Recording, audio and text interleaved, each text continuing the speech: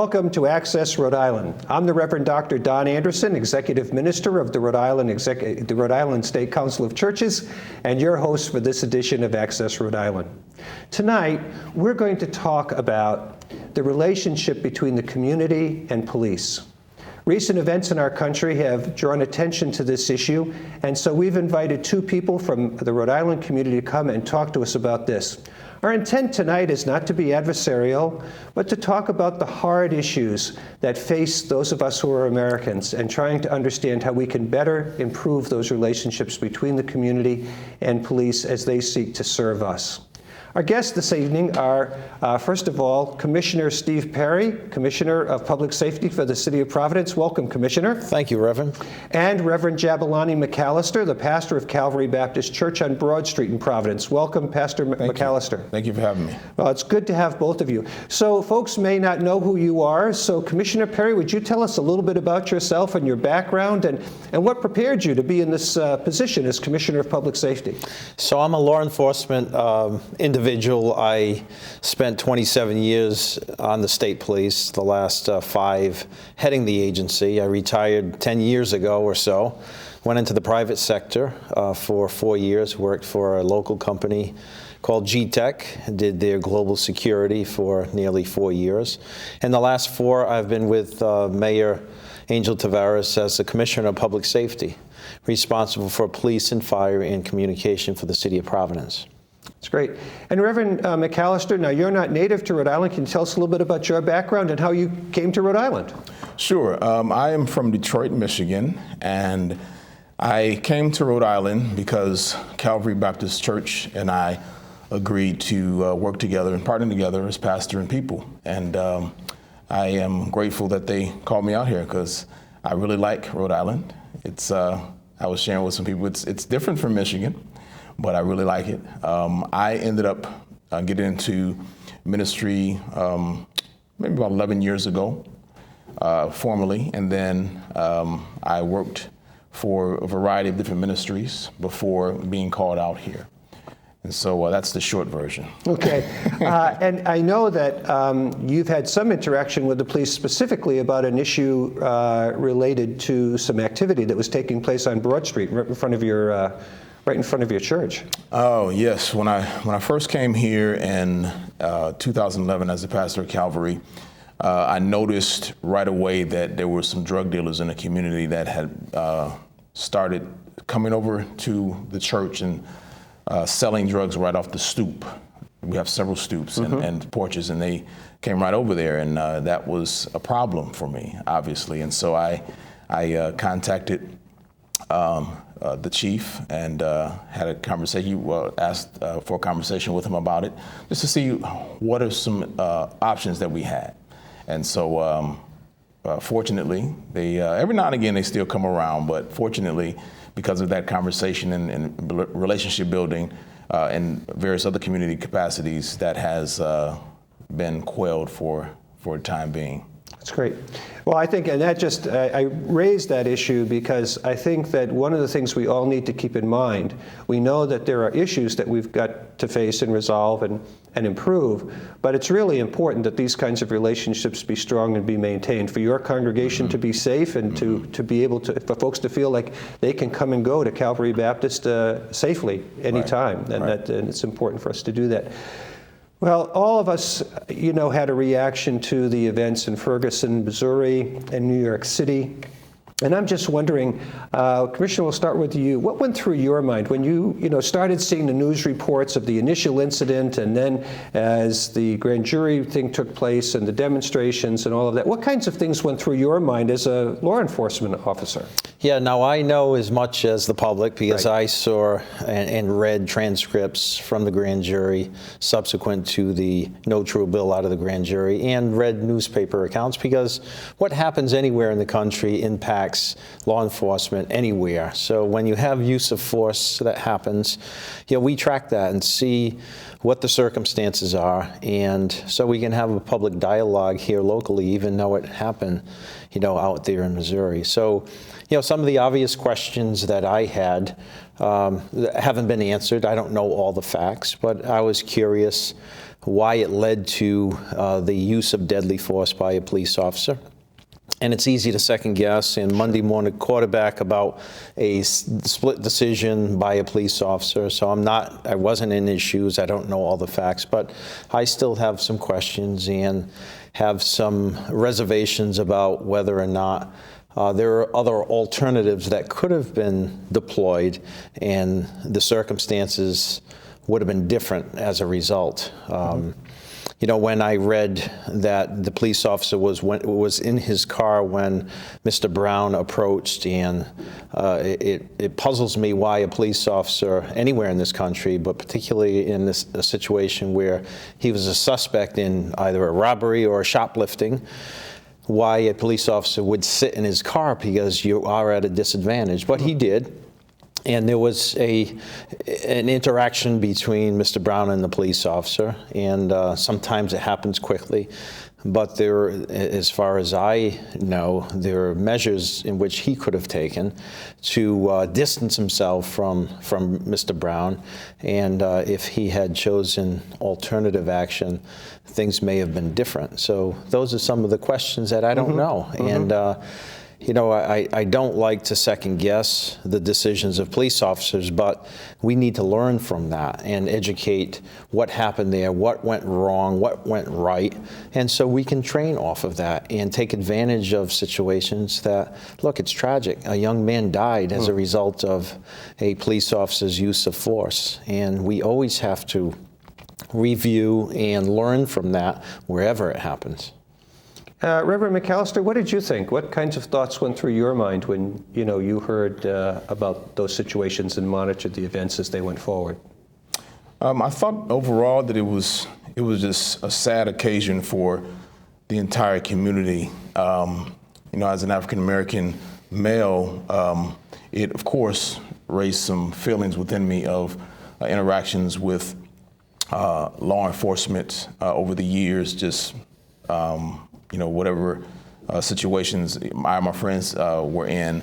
And but more than that, like I said, for me, it was one of those things where it came from a frustration and an overarching problem in our society in terms of how everybody is, or a lot of people are not building a relationship. They're angry, and a lot of things happen, and so I was a little challenged and disturbed by the circumstances that I saw. But as the commissioner said, we are only exposed to what we saw and what we heard in transcripts and things like that. But it definitely reminded me of situations that I or my friends or people that I heard about have experienced. And, I guess I look at it a little differently because my heart went out for all of those families, because all of those families are affected. The police officer and, the decision that he made, and the families that are affected by the death. So it's just very challenging. It was very challenging for me, and even the discussions afterwards are even challenging. I have, some of the similar questions that the commissioner said, as well as, thinking about answers to the questions that my son have about those types of issues as well. Yes, I was listening to a newscast recently where we know the mayor of New York and some of the issues that have happened as a result of that. But one of the things that caught my ear is he has an interracial son. And, he mentioned publicly that he had recently had that talk with his son that virtually every African-American friend of mine has had with their son, if they have a son, about what happens if you have any interaction with law enforcement. And, my dad never had that conversation with me, never had to have that conversation with me. And I think that does suggest to us that there are some issues here in terms of what the realities are. If you have a child and you're African American or minority person, that you have to have those conversations with your children in order to hopefully help them to act wisely and be safe in the case that they encounter someone who may not be acting according to their training. My dad did have that conversation with Did me. he? He was a police officer. Okay. And I was always taught that when the police approach or you're stopped or whatever the encounter is, that you cooperate. And there's a time and place to object to the treatment, object to whatever it is. But I haven't spoken to an African American or a minority in this community, dear friends, colleagues, that haven't been mistreated by the police when they were growing up and even today. So I think the frustration across the country is the interaction between police and the minority community that sometimes isn't quite professional. Whether it's a 12 or 15 or 17-year-old minority in the community, the lack of respect and the taste in that person's mouth after that encounter exasperates because they don't have the mutual respect for the police the way they're treated. I think that's the problem across the country, that it's hard to talk about that. Mm-hmm. And we have aggressive police officers that sometimes, paint the picture of all police officers treating either minorities or gender or whatever it may be in a way that's disrespectful and unprofessional. That's what we got to have that discussion across the country and figure out why that is. Look, it saddens me when I talk to, an 18, 19-year-old African American from Providence, and he doesn't want to become a part of the police. Mm-hmm. That's a sad state, and then this happened just several years ago, that he doesn't want to become a part of. And when discussing why that is, well, he's only seen during the course of him growing up the bad side and the bad treatment of police. That's what we got to get to as a country. Recently at the the South Providence Rec Center, there was a meeting. A large number of people from the community, maybe 300 people from the community were there. And the colonel of the state police and the colonel of the Providence police were there to answer questions for folks. Reverend McCalister, you were there at that meeting. What kinds of things did you take away from that meeting, or what were the thoughts that you had as the community engaged in some conversation with the head of the state police and the head of the Providence police? One of the things that I observed right away, of course, was that several members in the community were very angry and frustrated about the relationship between the police and themselves. But another thing that I appreciated was, even in the midst of those feelings being shared, however they were, that the organizers of the event, as well as the law enforcement professionals that were there, they listened and they took it. Even if some of the people didn't really believe that they were. I was impressed by the fact that they actually said that they were trying, because I've experienced where, there was no effort going forth, and they were just like, we're the police and that's it. But so that's what struck me, and also that there were community members that were willing to try to move past some of the frustration to say, okay, look, this is where we're at, and we're at a boiling point, but we don't want that either. Mm-hmm. And so I thought that was a very positive step, and I was grateful to hear that that wasn't the first one. There were several others that have been tried. And I understand, like I said, the anger was heightened because the Ferguson and other situations were so new. And it just brought up all of those feelings up. Like I said, even within me, sure, it brought that up. But fortunately, I did have some relatives and close friends that were on both sides, grassroots organizations and law enforcement. So I saw different examples that didn't have me hold on to some of those anger issues. Now, that's not to say that I'm not frustrated sometimes with the situations that happen, because even now, there are some situations that, I can be in a store or driving down the street, and just because I'm African American doesn't matter if I have a suit or a hoodie, I'm still going to have some issues just because of that fact. But I thought, like I said, it was a step in the right direction, that people were actually willing to come together and talk about it. And I just was hoping, sitting there hoping, that beyond those conversations, there would be a more amiable approach and more open discussion about it later on when things calm down a bit, so that people can actually begin the healing process. So we've started to touch on this.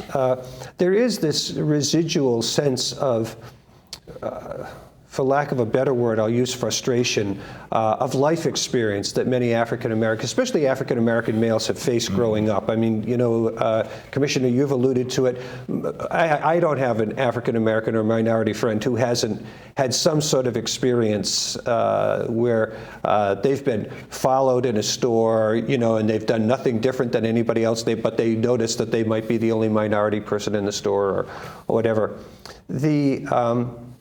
But what are some of the underlying causes, do we think, of this sense of frustration? I mean, can we talk a little bit more specifically about that? I think one of the major issues that is causing this frustration is the systemic racism that comes across in this country when it comes to people of color, especially African American individuals.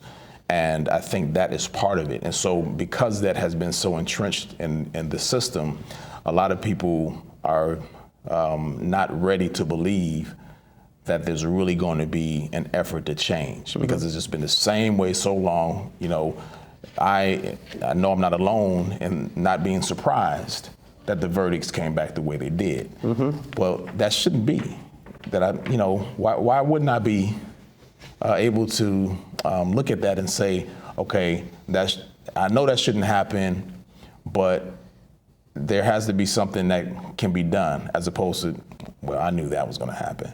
So I think that it is helpful when we're able to have real discussions about it, and to get to a place where we can say this type of thing is not right. I mean, admit that there is racism, first of all, and then deal with some of those tough issues. Because I don't have a problem with somebody not liking me. Not everybody's going to like me. I get that part.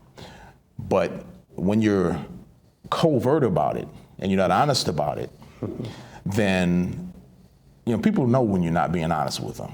Sure. And when those types of things come across in a number of different ways, just by virtue of looking at my skin color, or just historically, the overarching residual effects of slavery, and just a whole bunch of different issues. I mean, it's a very complex issue, but I think that's one of the major problems, is that people are frustrated that they're angry and frustrated that there is racism, but then it's a smack in the face for somebody to say this is a post-racial society, or when I look at you, I don't see color. I mean, come on.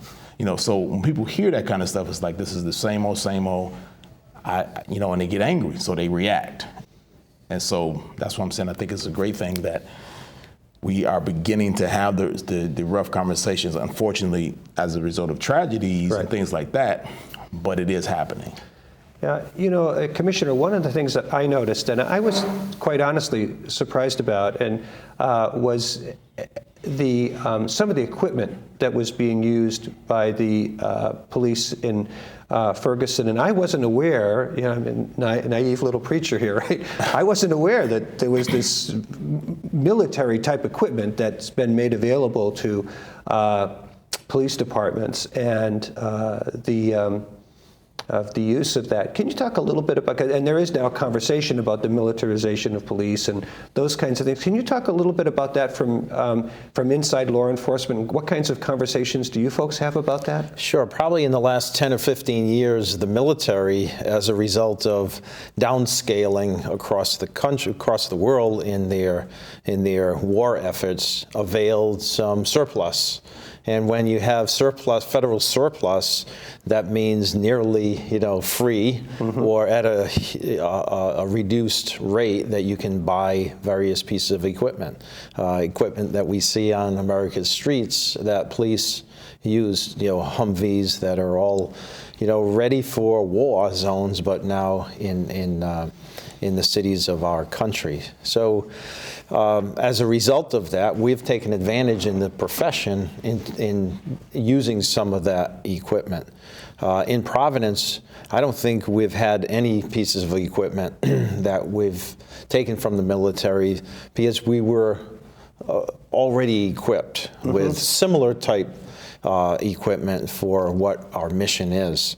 And I'm not saying we wouldn't. At the time, we just didn't take advantage of programs like that, as you've seen in other parts of the country. And I didn't see a whole lot in the Northeast with police departments taking on military. But it does, raise the question about us being a civilized and a non-military police force in the country using, military equipment and things of that nature, where we as taxpayers in the U.S. provided that equipment for foreign protection of our country.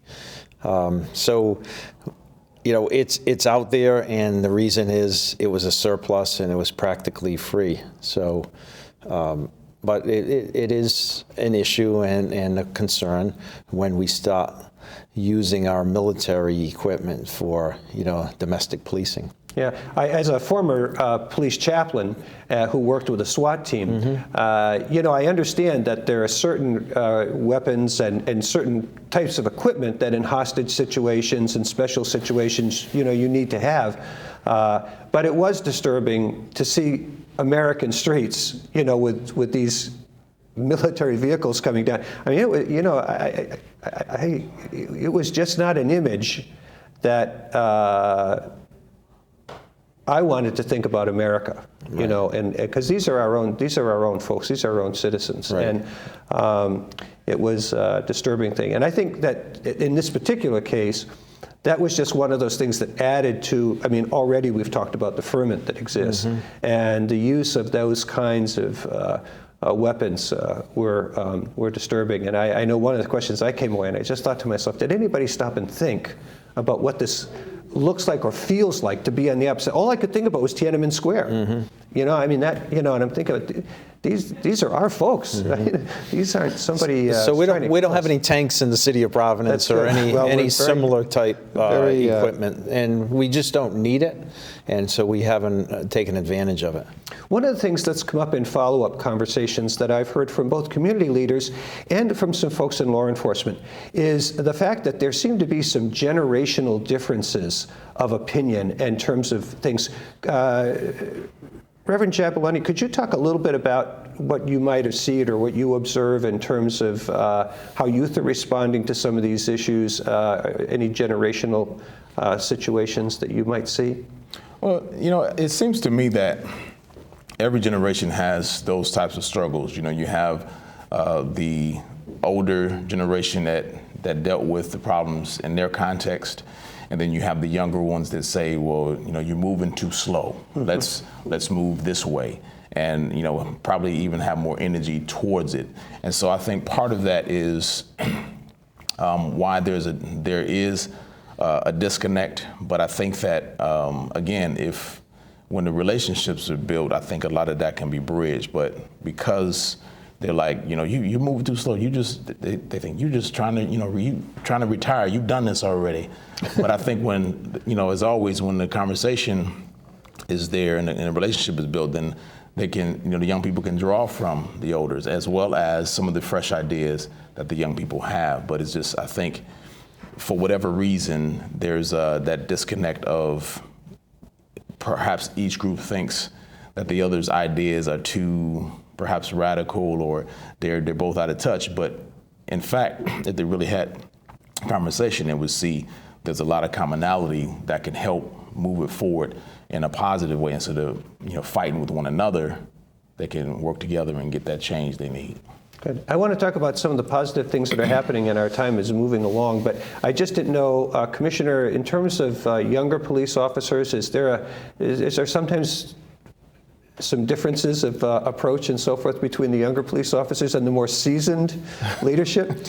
Yeah, when you spend more time in the job of being a police officer, you become more, you get a different perspective. You're not easily excitable. You don't react immediately.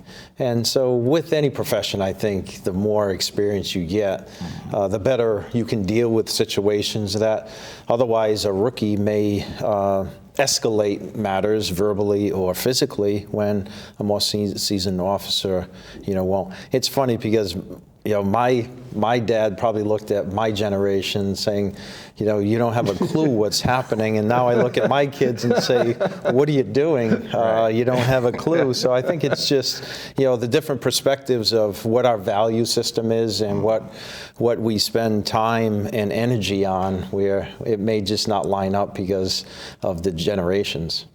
Reverend Jabulani, you've been working on a task force with the city and some other faith leaders dealing with communicating better with youth and having some conversation with youth. Could you tell us briefly a little bit about what that's all about?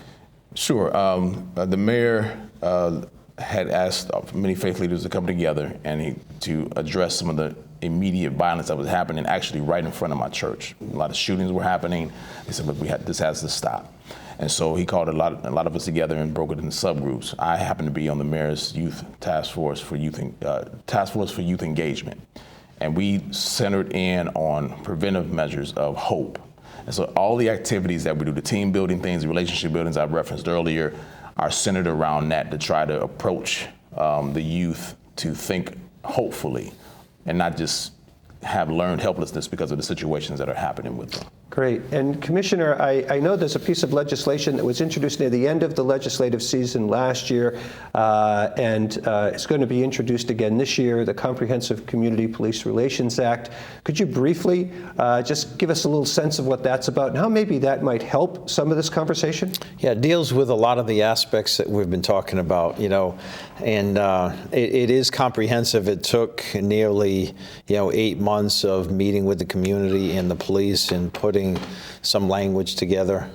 We're hopeful that maybe with a few more tweaks in that language to satisfy some concerns both from the community and from law enforcement, that we may be successful this year. It passed in the Senate and it didn't get introduced in the House because it was late. So we're hopeful. So it deals with a lot of things. It requires police officers to collect data on their traffic stops, to collect information when they deal with the public. So it gives us a measuring tool as administrators in police departments to figure out what's going on. And it doesn't wait until we have a problem in the community and it boils over. Thank you so much for that. And I'm going to have to wrap that up. There's a lot of other positive things that are taking place, but I want to thank you, Commissioner, for being with us. Thank you. Thank you, Reverend Jabulani. And thank you for being with us for this edition of Access Rhode Island. And let's remember that as we talk with one another and work with one another, build relationships, we can build a Rhode Island we all want to be part of. Thank you.